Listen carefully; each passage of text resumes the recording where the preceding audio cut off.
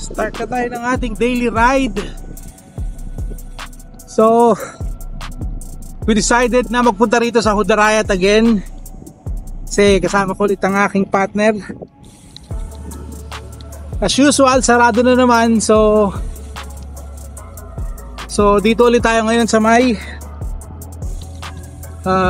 labas. So try ulit nating akyatin yung yung tulay, yung climb natin. So at least masusubukan natin, baka fluke lang yung simula. So pero definitely this will be a short ride. Sana kahit pa paano maka 20, pero we'll see na natin. Ito na ulit yung tulay ahon. So try ulit natin ito, pangalawang our second try.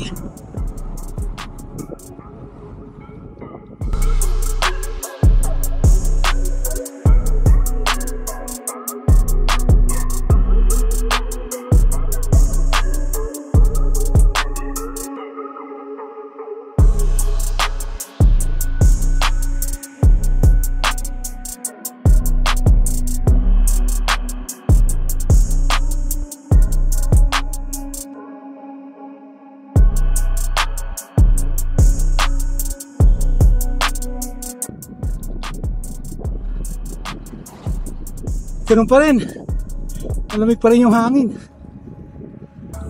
Mas malamig yung ngayon kasi yung kahapon.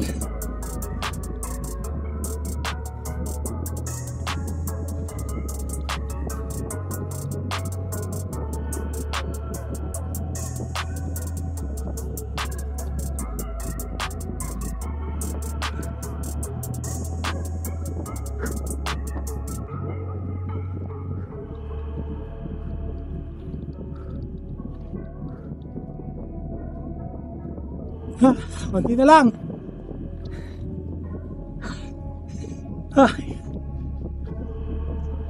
Struggling tayo ngayon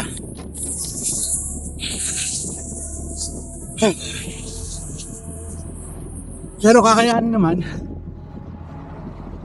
Ito na, tuktok na tayo.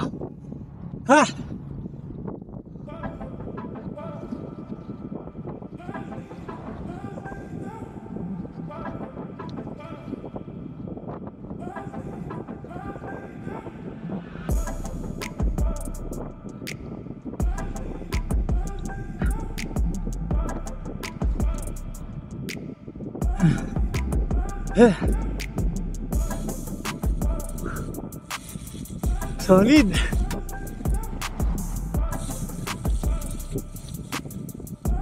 Yan si partner, nakaahon naman. Yun ang view dito.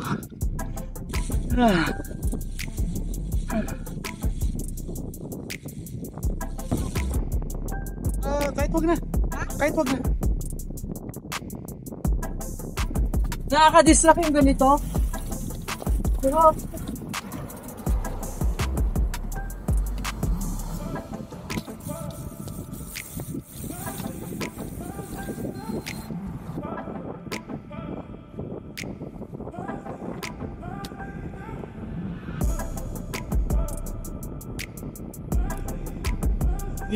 hindi masyadong nahirapan si partner ngayon may buwelo kasi.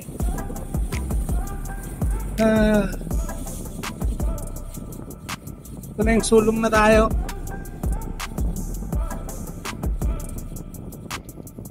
Unahan natin siya para alam niya kung saan siya susunod.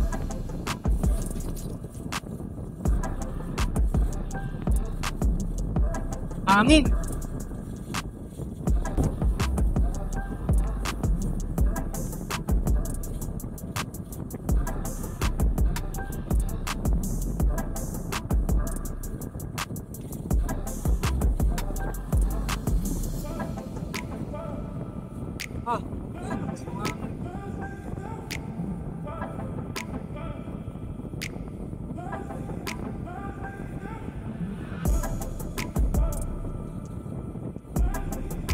pagbalik, din ulit natin ito pagbalik. Okay lang yan.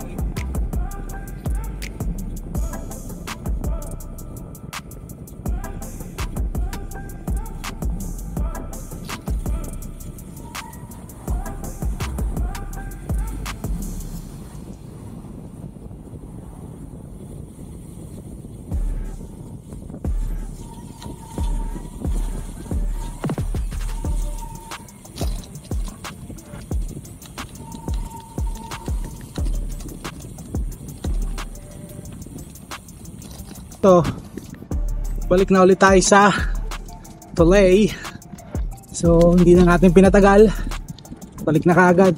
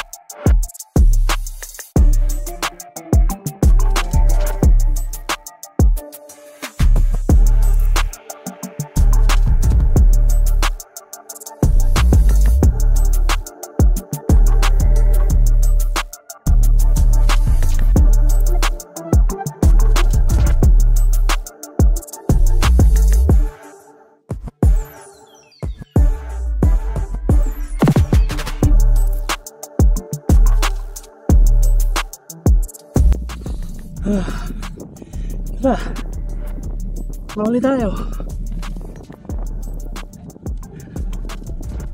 Gusto ko mo stop? Yun, sunset oh. Ano na napag-stop? Gusto mo mag-picture? Huwag na.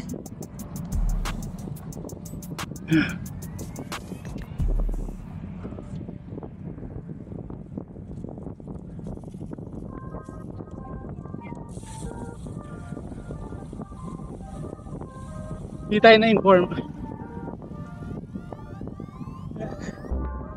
Ito, sulong na ulit. Let's go. Yun o, ganda ng sunset o. Hindi sulok yung unang ginawa natin dito. Back to back din natin to. So, ayan na. Second climb accomplished. So yan, dadalasan natin ito siguro mga at least once a week or till it came twice a week. Yan, gagawin natin ito lagi. Dapat pinapractice natin yung may ahon ng konti para pag uwi natin sa Pinas eh makakasama tayo sa mga magtataktak ride.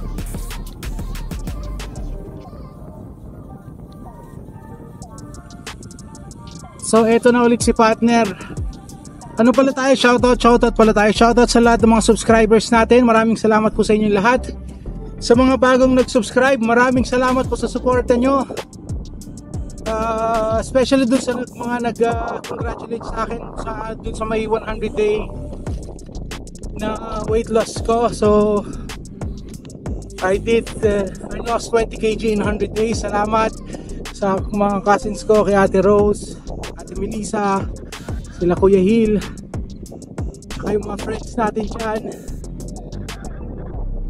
Alam niyo naman sino kayo. Maraming salamat po sa inyo lahat. Siyempre yung ating mga suki, Tutuyan na Adventure, saka si Madam Mary, si Husky No Limit, si Remski, si Romski, si JC Estresa, sila yung mga tropa natin dyan, Ryan, Joseph, Johnny, Alan, Raymond.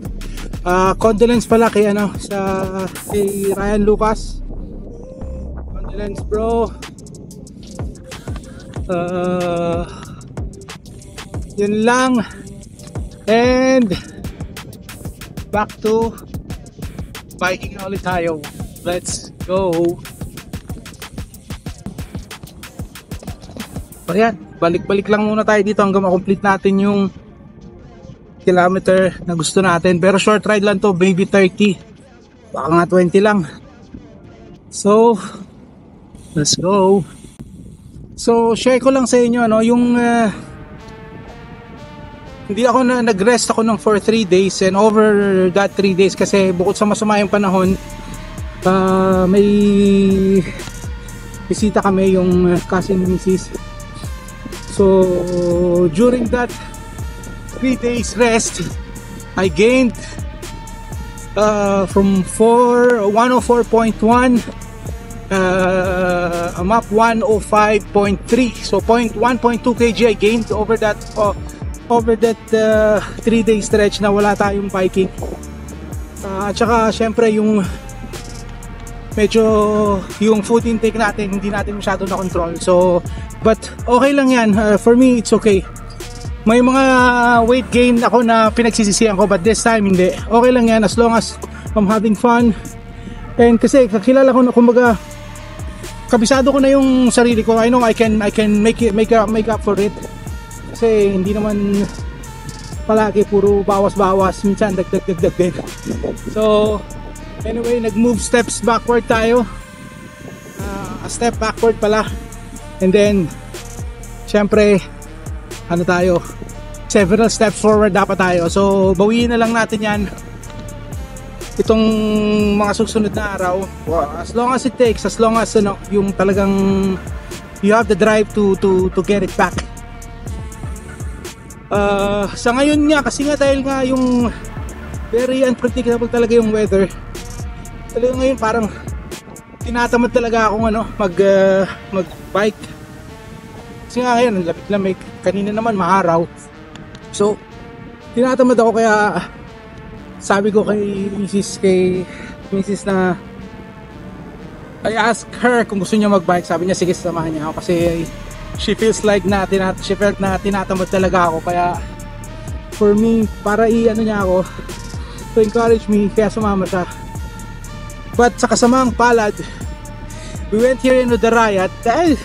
It's not pure bad luck, but hindi lang talaga naaayon sa amin yung pag-ride namin ngayon, kaya sarado na naman yung cycle track. Kasi parang women's day or women's day, ladies night, parang ganyang tipo. They close it for Abu Dhabi Cycling Club.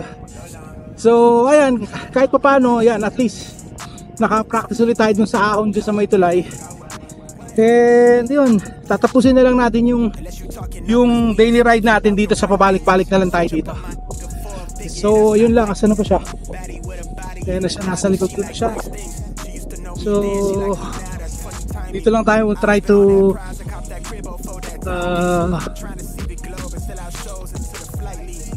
finish yung tapusin yung at least 30 or 40 kilometers dito.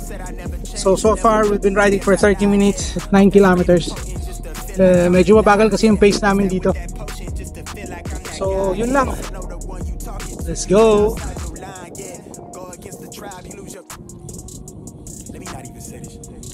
So ito na, this concludes our ride for today. Ito na yung shortest ride in a long time, which is 12 kilometers.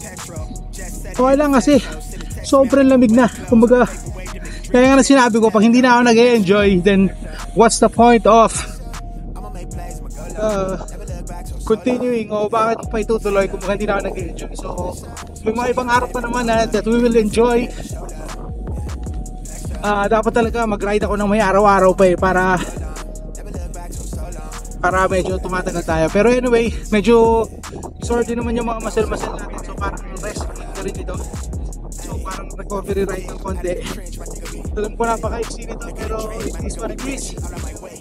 Thank you Lord for the safe ride until tomorrow. Let's So tomorrow we will try to take a longer ride. So bukas go for 60. Subukan natin bukas. Para mabawi yung mga rest day natin at saka itong mga short rides natin. So yan na lang. Andito na tayo sa may parking. Mag-drive pa kami going back home. So okay na rin to. This is not a bad ride. Makapag-climb naman tayo. So may ahon-ahon naman tayo ng konti dyan. So kaya this is not a bad ride until tomorrow. So yan, dito na kami, tapos na. So if you find this entertaining, interesting and helpful, please like, share and subscribe. See you.